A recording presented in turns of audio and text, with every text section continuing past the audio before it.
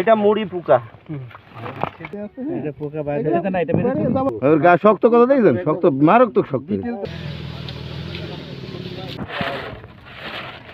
চোখের সামনে যেমনি ছেলে মেয়ে মানুষ করার পরে মারা যায়, এই তাল গাছ এভাবে মরে যাওয়ার পরে আমি খুব মানে মন ভারাক্রান্ত মন নিয়ে সঙ্গে সঙ্গে উপজেলা কৃষি অফিসারকে ইনফর্ম করার পরে যাক উনি অত্যন্ত আন্তরিকভাবে দ্রুত এর নিষ্পত্তি এবং প্রতিকার কি করা যায় এখানে কর্মকর্তা ৩-৪ জন সহ একাধিক একটা টিম এসেছে।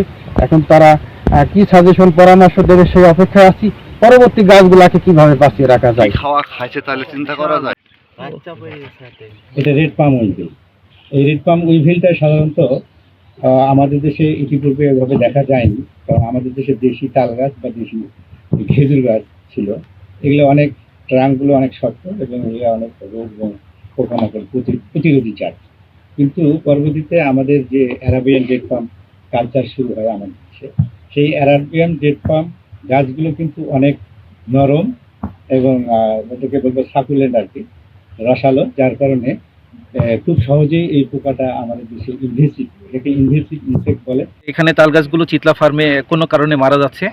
তো আমরা পরের দিনেই আমরা এখানে ভিজিটে আসি এবং সরজমিনে যেটা দেখি যে এখানে প্রাথমিকভাবে ধারণা করি এটা রেড পাম উইভিল, এবং এই রেড পাম উইভিলের কারণেই গাছগুলো মারা যাচ্ছে এবং এটার আক্রমণ ছিল বহুদিনের। তো তবে তারা বুঝতে পারেন নাই, আমরা তাৎক্ষণিকভাবে তাদেরকে একটি পরামর্শ দিয়েছি এবং পরক্ষণে যখন দেখলাম যে এটা একদম ম্যাসিভ আকারে অনেক গাছ একসাথে হুমকির মুখে পড়েছে, আমরা কালক্ষেপণ না করে সরাসরি বাংলাদেশ কৃষি গবেষণা ইনস্টিটিউটের মহাপরিচালক স্যার বরাবর একটি চিঠি লিখি যে এটার অধিকতর গবেষণা প্রয়োজন এবং আরও কার্যকরী কোনো পদক্ষেপ থাকলে তারা আমাদেরকে সে পরামর্শ দেবেন।